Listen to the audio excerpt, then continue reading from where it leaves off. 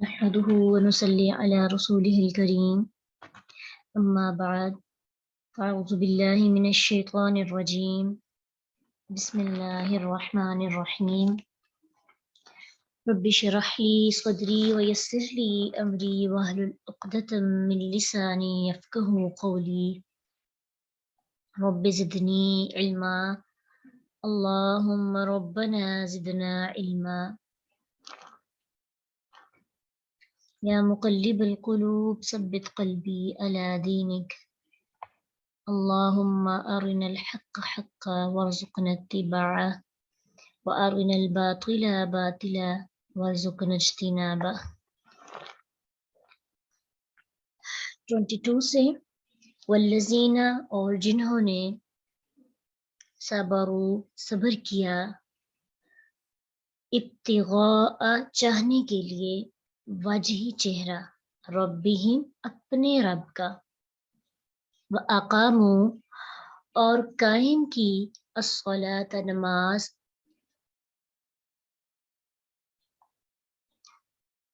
وَأَنفَقُوا اور خرچ کیا مما اس میں سے جو رزقناہم رزق دیا نہ ہم نے ہم انہیں سرن پوشیدہ وعلانیتاً اور ظاہر وَيَدْرَؤُونَ اور وہ دور کرتے ہیں بالحسنتی بلائی کے ساتھ السیئۃ برائی کو اولئک یہی لوگ ہیں لہم ان کے لیے عقبی الدار انجام دار گھر کا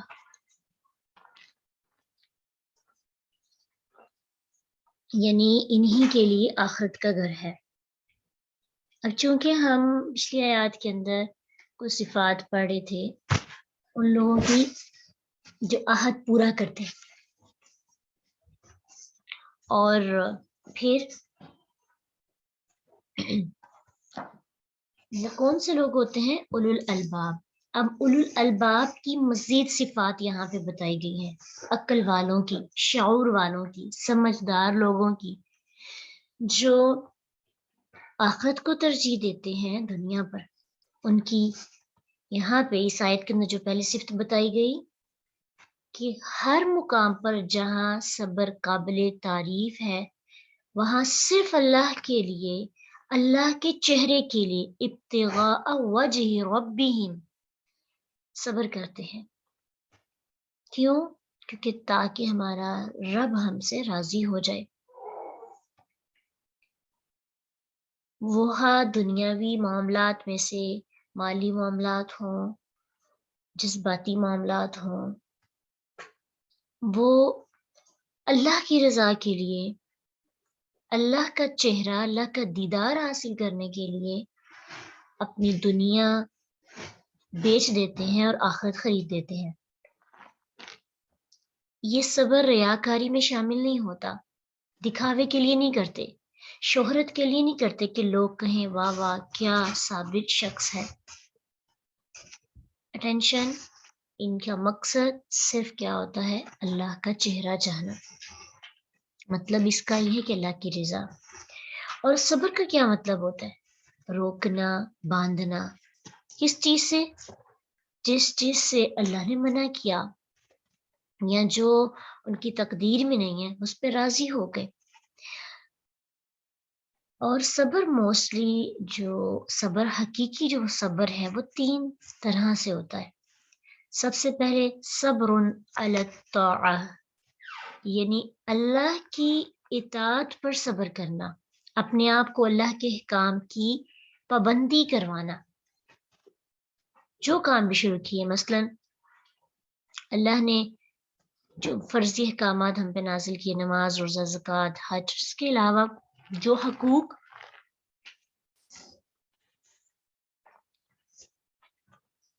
اللہ نے فرض کر دیے ان کو استقامت کے ساتھ کیے رکھنا۔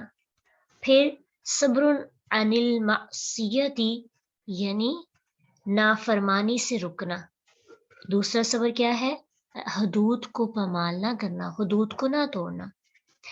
اور پھر اس کے بعد صبر علی المصیبتی یعنی اللہ کی طرف سے آنے والی مصیبت مثلاً بیماری، فاقہ، خوف یا موت وغیرہ پر اپنے آپ کو شکوہ شکایت کرنے سے روکنا، ملامت کرنے سے روکنا، اللہ کی حکمت اور اس کی تقدیر سمجھ کر کسی شکوہ شکایت کے بغیر اس کو برداشت کرنا، یہ ہے اصل صبر، اسی کو کہتے ہیں۔ ہم صبر کی مطلب کچھ اور لیتے ہیں، ہم آخری جو مصیبت والا ہے نا، اس کو صبر سمجھ لیتے ہیں کہ مصیبت پر آنے والے جو بھی ہمارے مراحل ہیں ان کو ہندا پیشانی سے، اور پھر اس کے بعد یہ بھی ہم سوچتے ہیں کہ جی واویلا کرتے رہیں، روتے رہیں، سب کچھ کر کے بھی ہم کہتے ہیں ہم نے صبر کیا۔ اصل یہی ہے کہ آپ اللہ کی اطاعت پر صبر کریں اور پھر نافرمانی سے بچتے رہیں، فرما برداری والے کام کریں، اور پھر ایک یہ بھی صبر ہے کہ تقدیر جو اللہ نے لکھ دی، آنسو لکھے یا مسکراہٹ لکھی، اب زندگی ہے، حالات بدلتے رہتے ہیں، ایسا بھی نہیں ہے کہ آپ ہر وقت روتے رہیں۔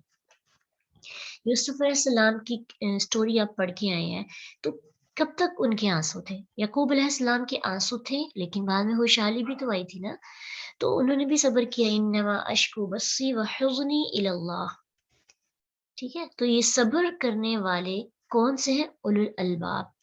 دوسری صفت واقاموا الصلاۃ، صرف وہ صبر ہی نہیں کرتے، ایک تو صبر کے اندر یہ چیز آ گئی کہ وہ اللہ کی اطاعت پہ صبر کرتے ہیں، پھر اس چیز کو علیحدہ سے نکال کے بھی بتایا کہ کہیں کوئی یہ نہ سمجھے کہ بس مجھے زندگی کے معاملات کے اندر میں اگر شکوہ سے بچ گئی ہوں اور میں سمجھتی ہوں کہ میں بہت صابر ہوں، تو ایسا نہیں ہے۔ نماز قائم کرنا گویا کہ صبر پہ قائم رہنا ہے۔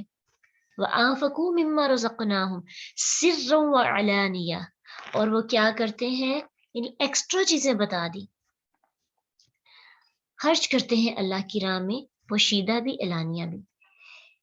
اب یہ ہے کہ فرض زکوٰۃ جو ہے نا وہ اعلانیہ دینا افضل ہے تاکہ کفر کی تہمت سے بچے، زکوٰۃ وغیرہ، اور جو نفلی صدقات ہے نا اس کو دوسروں کو چھپا کے دینا چاہیے، کیونکہ اس سے پھر دکھاوا یا ریاکاری یا پھر کسی کی سیلف ریسپیکٹ بھی ہرٹ ہو جاتی ہے۔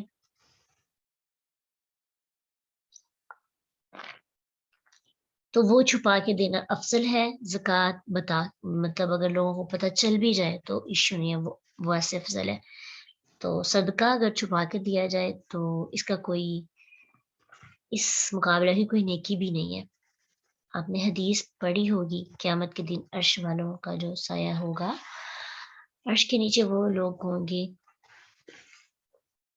ان میں سے ایک وہ بھی انسان ہے جو صدقہ جب دیتا تھا تو اس کے دائیں ہاتھ سے دیتا تھا، بائیں کو بھی نہیں پتہ چلتا تھا، خبر بھی نہیں ہوتی تھی۔ صحیح بخاری کی حدیث ہے۔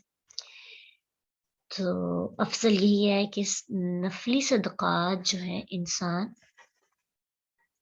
چھپا کے دے، اور زکوٰۃ کو ظاہر بھی کر دے تو کوئی ایشو نہیں۔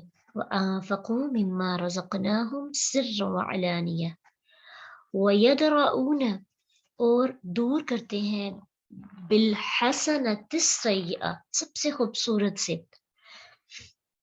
غلطیاں ان سے بھی ہو جاتی ہیں، پریشان ہو بھی جاتے ہیں اور گناہ بھی ہو جاتے ہیں ان سے، لیکن اللہ تعالیٰ نے نا ان کے دل بڑے پیارے بنائے ہوتے ہیں، وہ گھبرا نہیں جاتے، وہ ایک برائی کرنے کے بعد یہ نہیں سوچتے کہ مجھ سے یہ غلطی ہو گئی ہے تو میں نے ڈگمگا جانا ہے، ہار جانا ہے۔ ان کو اللہ تعالیٰ نے ایک سوچ عطا کی ہوتی ہے، ان کو اللہ کو راضی کرنا آتا ہے، وہ اللہ کو سمجھ چکے ہوتے ہیں، وہ اللہ کو پہچان چکے ہوتے ہیں، ان کے پاس بہت سی ٹیکنیکس ہوتی ہیں اللہ کو دوبارہ راضی کرنے کی۔ جب ہم کسی سے محبت کرتے ہیں نا تو محبت میں ہم سب کچھ سیکھ جاتے ہیں، ہم منانا بھی سیکھ جاتے ہیں، ہم اگلے کی ناراضگی بھی پہچان لیتے ہیں، اور جب خطا خود ہوتی ہے تو بھی پتہ چل جاتا ہے۔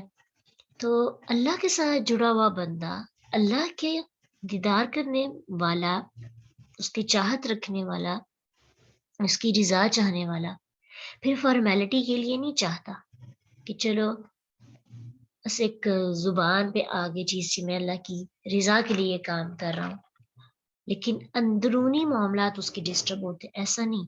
اللہ کی رضا چاہنے والے کا دل بھی بڑا پیارا ہوتا ہے، جب اس سے برائی ہوتی ہے تو فوراً سے کیا کرتا ہے، اپنی کسی نیکی کے ساتھ اپنی برائی کو دور کر دیتا ہے، نیکی کے ساتھ برائی کو ہٹا دیتا ہے، برائی کا جواب بلائی سے دیتا ہے۔ چھوٹے سے یہ 3 الفاظ جو ہیں، وَيَدْرَؤُونَ بِالْحَسَنَةِ السَّيِّئَةِ، ان 3 ورڈز کی بہت گہری تفسیر ہو سکتی ہے، بڑی گہری باتیں میں سمجھ آ سکتی ہیں کہ وہ دور کرتے ہیں بلائی کے ساتھ برائی کو۔ ایک بات تو یہ سمجھ آتی ہے کہ جب ان سے گناہ ہو جاتا ہے تو کیا کرتے ہیں، اپنے گناہ کو دور کرنے کے لیے فوراً نیکی کر دیتے ہیں۔ پھر کیا ہوتا ہے، ان کی برائیاں ختم ہو جاتی ہیں 2 طرح سے، ایک تو ان کے نامعمال میں ان کی برائیاں بلائیوں میں بدل جاتی ہیں، اور دوسرا ان کی ٹینشنز یعنی جو برائیوں کی طرف قدم بڑھ رہے تھے وہ پھر نیکی کی وجہ سے موٹیویٹ ہو جاتے ہیں، ان کو احساس ہوتا ہے، جھکتے ہیں اللہ کے سامنے جا کر۔ جیسے کہ اللہ سبحانہ تعالیٰ سورۃ ہود میں بھی فرماتے ہیں، ان الحسنات یذہبن السیئات، بے شک نیکیاں برائیوں کو لے جاتی ہیں۔ جب آپ سے گناہ ہو جائے تو اس کے بعد آپ فوراً نیک کام کریں، صدقہ خیرات کریں، نفل ادا کریں، دعا کریں، اللہ سے توبہ کریں، تو اللہ آپ کی جو وہ برائی تھی نا، نیکی کے ذریعے اس برائی کو ختم کر دیتے ہیں۔ اس ایک حدیث بھی ہے، نبی صلی اللہ علیہ وسلم نے فرمایا کہ جب تم کوئی برائی کرو تو اس کے بعد نیکی کرو، وہ اسے مٹا دے گی۔ اور ایک اور حدیث ہے جس میں نبی صلی اللہ علیہ وسلم نے فرمایا، جب تم کوئی برائی کرو تو اس کے ساتھ ہی نیکی کر لو، وہ اسے مٹا دے گی۔ پوشیدہ برائی کو پوشیدہ نیکی کے ساتھ، اور اعلانیہ برائی کو اعلانیہ نیکی کے ساتھ مٹاؤ۔ اگر آپ نے کوئی چھپ کے گناہ کیا ہے تو ضروری نہیں ہے یہ کہ آپ اس گناہ کو لوگوں کو بتائیں اور پھر نیکیاں شروع کریں اور کہیں۔ آپ کا اور اللہ کا راز ہے، راز ہی رکھیں۔ اگر سب کے سامنے کیا ہے گناہ، اب بہت سے ایسے لوگ ہوتے ہیں نا جن کے اسکینڈل سامنے آ جاتے ہیں، برائیاں کر رہے ہوتے ہیں نا، تو پھر علم سے اللہ تعالیٰ کچھ کو ہدایت دیتے ہیں، وہ کیا کرتے ہیں، اپنی برائیوں کو نیکیوں کے ساتھ ریپلیس کر دیتے ہیں، ایک اچھا روح لے کے سامنے آ جاتے ہیں۔ لوگ ان کو اتنی باتیں سناتے ہیں کہ دیکھو یہ بدنام ہونا شروع ہوئی تو اس نے قرآن کا اور حجاب کا لبادہ اوڑھ لیا، پتہ نہیں اللہ تعالیٰ سے اس نے اپنے گناہ کی وجہ سے کتنی شرمندگی سے معافی مانگی ہوگی۔ تو نبی صلی اللہ علیہ وسلم نے تو بھی حکم دیا، آپ اگر اعلانیہ برائی کر رہے ہو دنیا کو دکھا کر، تو یہ نہیں کہ بس تنہائی میں اللہ سے معافی مانگ لی، توبہ کر لی، اور بھائی آپ پھر بھی ویسے رہے، پھر وہ تو نہیں نا ہدایت کی طرف ہم آتے۔ تو اس لیے نیکی برائی جیسی کرنی ہے ویسے پھر اس کو بلائی سے اچھائی کے ساتھ چینج بھی کرنا ہے۔ اس کے علاوہ اس کا یہ بھی مطلب ہمیں سمجھ آتا ہے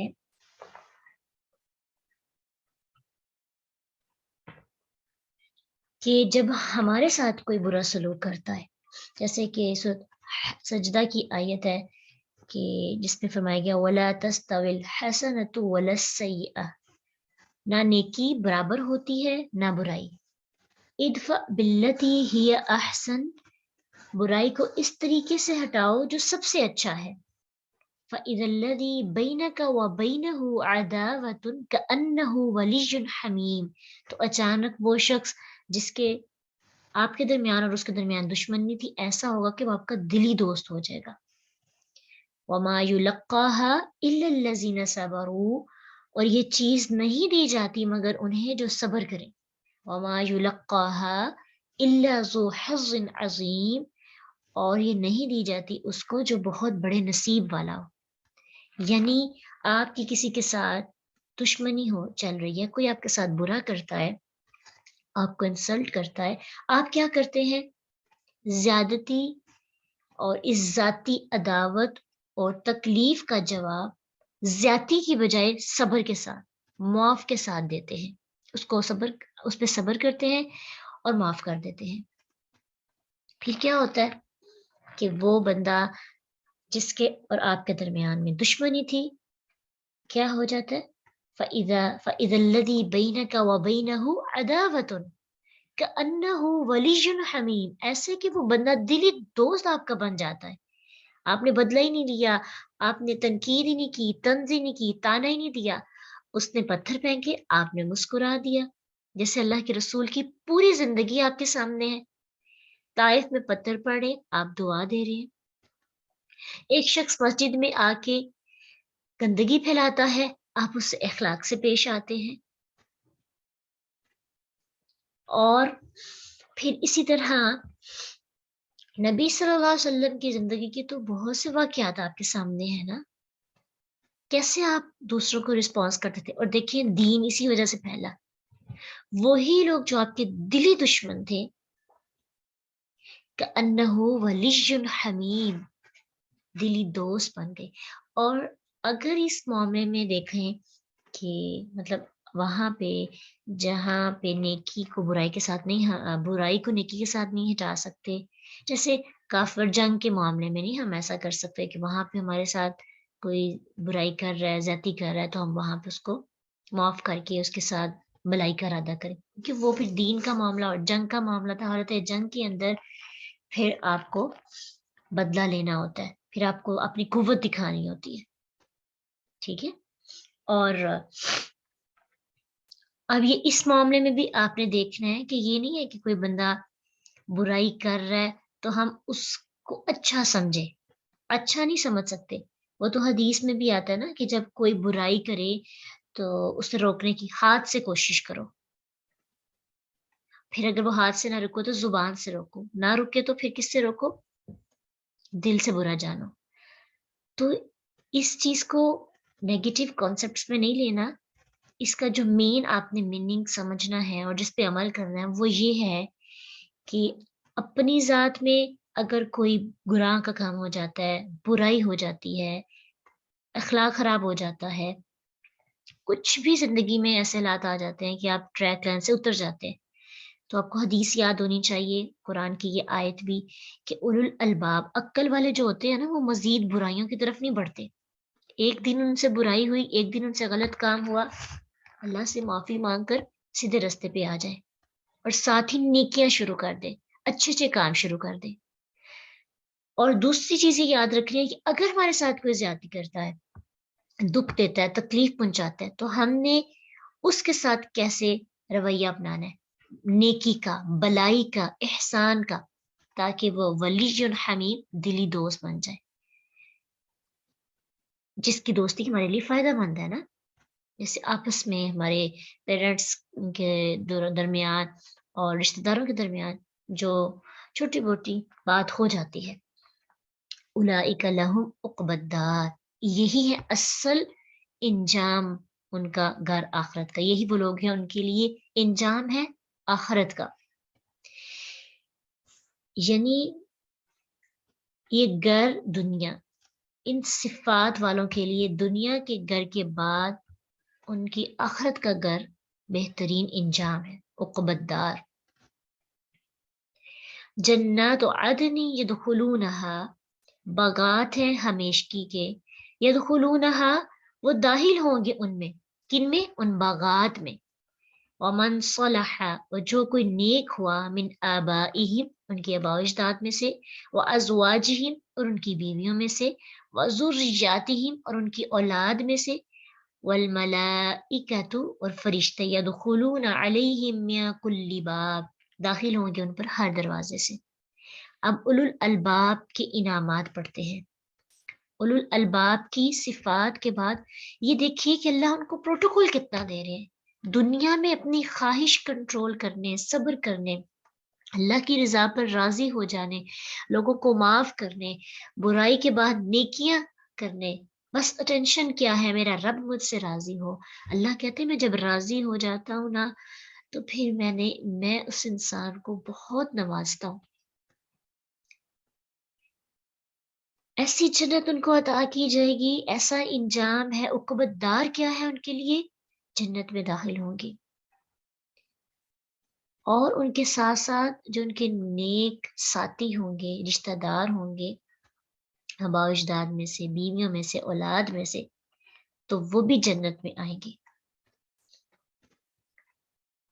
اور ان سے وہ اور خوش ہو جائیں گے، کیونکہ آپ کو پتہ ہے وہ جگہ جہاں پہ جتنی بھی خوبصورت کیوں نہ ہو، لیکن آپ اکیلے ہی ہو نا، تو اس کی خوبصورتی کا اتنا اندازہ نہیں ہوتا۔ جب وہ بندہ جس سے آپ محبت کرتے ہیں وہ آپ کے ساتھ ہو، ساتھ خوبصورت جگہ، اور آپ بیٹھ کے گفتگو کریں، ڈسکشن کریں، تو وہ جگہ اور خوبصورت ہو جاتی ہے۔ تو اللہ سبحانہ تعالیٰ یہاں پہ ایک اور صفت جنت کی بتا رہے ہیں کہ ان کے پیاروں کو جنت میں اکٹھا کر دیا جائے گا، وہ باپ ہو ان کا، یا ان کے گھر والے ہوں، یا ان کی بیوی ہو، یا ان کا شوہر ہو، یا ان کی اولاد ہو۔ کون؟ ومن صالح، جو مومن ہوں گے، جو نیک ہوں گے، جو جنت میں جانے کے لائق ہوں گے، تاکہ ان کی ٹھنڈک، ان کی آنکھوں کی ان کے ساتھ ٹھنڈک ہو جائے، یہاں تک کہ نیچے درجے والے کو اونچے درجے والے کی طرف بلند کر دیا جائے گا۔ اب جنت میں بھی تو درجے ہوں گے نا، ہر بندہ ایک سٹیج پہ، ایک مقام پہ تو نہیں ہوگا۔ کچھ لوگوں نے نیکیاں زیادہ کی ہوں گی، کچھ کی جنت اونچی ہوگی، کچھ کی تھوڑی لو کوالٹی کی۔ جنت کی تو کوالٹی لو نہیں ہو سکتی، یہ کہہ سکتے کہ اس کا مقام تھوڑا کم ہوگا۔ تو اللہ سبحانہ تعالیٰ نا سطور کے اندر اس کی کلیریفائی کر دیتے ہیں، اس چیز کو وضاحت کر دیتے ہیں کہ جو لوگ ایمان لائے ان کی اولاد کسی بھی درجے کے ایمان کے ساتھ ان کے پیچھے چلی جائے گی، ہم ان کی اولاد کو ان کے ساتھ ملا دیں گے، اور ان سے ان کے عمل میں کچھ بھی کمی نہیں کریں گے۔ 21 سورۃ طور کی آیت نمبر 21 ہے یہ۔ تو کیا اس سے مراد ہے کہ اگر کسی کا رتبہ کم ہوگا، مثلا ماں باپ کا رتبہ بلند ہے، تو اولاد کو ان کے ساتھ ملانے کے لیے ان کو ان کے پیچھے بھیج دیا جائے گا، ان کو آپس میں ان کی دوستی کروا دی جائے گی، ان کے مقامات جو ہیں نہیں دیکھے جائیں گے کہ ایک کا کام ایک کا زیادہ، وہ ایک دوسرے سے ملے جلیں گے، اٹھیں گے، بیٹھیں گے۔ یہ نہیں ہے کہ اونچی جنت والے بس اونچے جنت والوں کے پاس، یہ بلند رتبہ والوں کو ہی ملیں گے۔ اللہ سبحانہ تعالیٰ جو ہے جنت کے اندر ایک دوسرے کے ساتھ ملا کر آنکھوں کو ٹھنڈا کر دیں گے، اور پھر اس سے بڑھ کر کیا خوشخبری، والملائکۃ یدخلون علیہم من کل باب، اور جنت میں فرشتے ہر دروازے سے ان کے پاس آ کر انہیں مبارکباد دیں گے، انہیں خوشخبریاں دیں گے، انہیں سلامتی پیش کریں گے، کانگریچولیشن کہیں گے۔ وہاں پہ ویلکم بڑا اچھا ہوگا، کیونکہ ویلکم کرنے والے کون ہوں گے؟ فرشتے سب کو ویلکم کر رہے ہوں گے۔ سلام علیکم، سلام ہو تم پر، کیوں ہو؟ بما صبر تم، بوجہ اس کے جو تم نے صبر کیا، صبر کی وجہ سے تم پر سلام ہو۔ اب تم ہر مصیبت، رنج و غم، پریشانی سے محفوظ ہو گئے۔ اور جنت کا بڑا خوبصورت سین جو ہے نا، ایک صحیح حدیث میں اس آیت کے حوالے سے بھی بیان کیا گیا ہے۔ عبداللہ بن عمر کی حدیث ہے، عبداللہ بن عمر رضی اللہ عنہما کہتے ہیں کہ نبی صلی اللہ علیہ وسلم نے فرمایا، کیا تم جانتے ہو کہ اللہ کی مخلوق میں سب سے پہلے جنت میں کون جائے گا؟ سوچئے، دل چاہتا ہے نا اتنا خوبصورت گھر سب سے پہلے ہمیں ملے، تو اس کی کوالٹیز کیا ہے یہ سیکھتے ہیں نا۔ سب سے پہلے کون جنت میں جائے گا؟ لوگوں نے کہا اللہ اور اس کا رسول بہتر جانتے ہیں۔ فرمایا اللہ کی مخلوق میں سے سب سے پہلے جنت میں جانے والے فقراء اور مہاجرین ہیں، وہ جنت میں داخل ہوں گے۔ یہ وہ لوگ ہیں جن کے ذریعے سے سرحدیں محفوظ کی جاتی تھی اور ناپسندیدہ حالات سے بچا جاتا تھا، اور ان میں سے جب کوئی فوت ہوتا تو اس کی دلی خواہشیں اس کے سینے میں ہی باقی ہوتی تھی، وہ اسے پورا ہی نہیں کر سکتا تھا۔ اللہ تعالیٰ اپنے فرشتوں میں سے جنہیں چاہے گا حکم دے گا کہ ان کے پاس جاؤ اور انہیں سلام کرو۔ فرشتے کہیں گے ہم تیرے آسمان کے رہنے والے، تیری مخلوق میں سے تیرے چنے ہوئے ہیں، کیا تو ہمیں حکم دیتے ہم ان کے پاس جائیں، انہیں سلام پیش کریں؟ اللہ فرمائے گا یہ میرے بندے تھے، میری بندگی کرتے تھے، میرے ساتھ کسی کو شریک نہیں کرتے تھے، ان کے ساتھ سرحدیں محفوظ کی جاتی تھی، ان کے ذریعے سے ناپسندیدہ حالات سے بچا جاتا تھا۔ ان میں سے کوئی فوت ہوتا، اس حال میں ہوتا کہ اس کی جو دلی خواہشیں ہیں دل میں ہی رہ جاتی۔ آج ہمیں کتنا شوق ہے نا ہماری ہر خواہش پوری ہو، ہر خواب پورا ہو، ہر چیز مل جائے، لیکن جنت میں سب سے پہلے جانے والا بندہ ہی وہ ہے جس کی خواہشیں پوری نہیں ہوئی ہوں گی، جو اللہ کی راہ میں اتنا مگن ہو گیا اللہ کے دین کی سربلندی کے لیے اور اپنی سرحدوں کی پروٹیکشن کے لیے اور لوگوں کو ناگوار حالات سے بچانے کے لیے اتنا مگن ہو گیا کہ اس کی دلی خواہشات اس کے دل میں رہ گئی اور اسی حال میں وہ فوت ہو گیا۔ اللہ نے اس بندے کی اتنی حیا کی کہ اس کو سب سے پہلے جنت میں داخل کرنے کا حکم دے دیا۔ اللہ کہتے ہیں کہ اس کی دلی خواہشیں اس کے سینے میں رہ گئی تھی، وہ اسے پورا ہی نہیں کر سکتا تھا۔ آپ صلی اللہ علیہ وسلم نے فرمایا چنانچہ فرشتے اس کے پاس آئیں گے، ہر دروازے سے اس کے پاس داخل ہوں گے۔ پھر یہ آیت پڑھی اللہ کے رسول نے، سلام علیکم بما صبرتم فنعم عقبی الدار۔ کتنا اچھا ہے نا آخرت کا گھر، یہ صبر کا پھل کتنا اچھا ملا ان کو، اللہ نے ان کو راضی کر دیا۔ تو کیا پتا چلا کہ ایمان قبول کرنے کے بعد ہر حکم بچا لینے پر خمیش کی، یہ صبر تھا ان کا، ہر برائی سے اجتناب، یہ صبر تھا ان کا، اللہ کی ہر تقدیر پر قناعت کرتے ہوئے ہر مصیبت اور راحت میں اللہ تعالیٰ پر خوش رہنا، یہ تھا صبر ان کا۔ غرض دین کی ہر بات پہ استقامت کی بنیاد صبر ہی ہے اور اس کی جزا کا کوئی حساب ہی نہیں۔ سورہ زمر کے اندر اللہ سبحانہ تعالیٰ فرماتے ہیں انما یوفی الصابرون اجرهم بغیر حساب، صبر صرف صبر کرنے والوں ہی کو ان کا اجر بغیر حساب کے دیا جائے گا، بغیر حساب کے۔ لینا چاہیں گے صبر کرنے والوں کو اللہ بغیر حساب کے اجر عطا کریں گے، کوئی حساب نہیں ہوگا ان کا۔ تو سب سے پہلے صبر سیکھیں گے، پھر انشاءاللہ صبر کرنے والوں میں شامل بھی ہوں گے انشاءاللہ۔ اللہ سبحانہ تعالیٰ ہمیں ایسے لوگوں میں لکھ لے، اور ہم بھی چاہتے ہیں ہمیں اتنا پروٹوکول ملے، کون نہیں چاہتا۔ دنیا کے اندر اگر کوئی ہمیں پوچھے نا، سلام نہ اچھے سے کرے، تو کوئی ہمارے سامنے کسی دوسرے کو پروٹوکول دیا جا رہا ہو تو کتنے منہ میں پانی آ جاتا ہے اور بندہ سوچتا ہے کتنا بندہ یہ خوش قسمت ہے نا۔ تو سوچے جب قیامت کے دن دوسروں کو اتنا پروٹوکول مل رہا ہوگا تو کتنا دل للچائے گا، رال ٹپکے گی، منہ میں پانی آ جائے گا، کیا کریں گے پھر واپس نہیں آ سکیں گے نا۔ تو ابھی ہے وقت ہمارے پاس، ابھی ہی ہمارے منہ میں پانی آ جانا چاہیے کہ اللہ اتنا پروٹوکول ان لوگوں کو ہمیں بھی شامل کر لے ان لوگوں میں۔ اللہ نے ساتھ ساتھ اشارہ کر دیا کہ ہر خواہش نہیں پوری ہونی پھر اس دنیا کے اندر، کچھ خواہشات مارنی پڑیں گی، ایون کہ جائز خواہشات بھی۔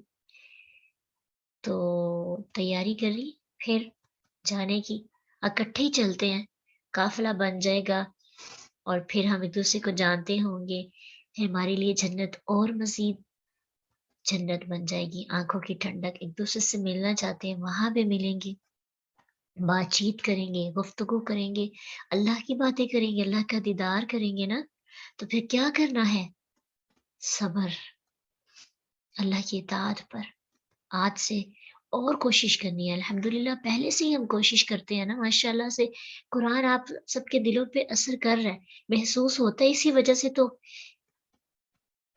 جہاد کر کے آ جاتے ہیں دوبارہ اس کے پاس بیٹھنے۔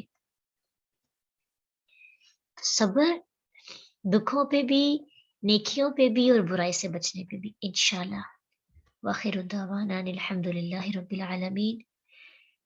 سبحانک اللہم وبحمدک نشہد ان لا الہ الا انت استغفرک ونتوب الیک۔ السلام علیکم ورحمۃ اللہ وبرکاتہ۔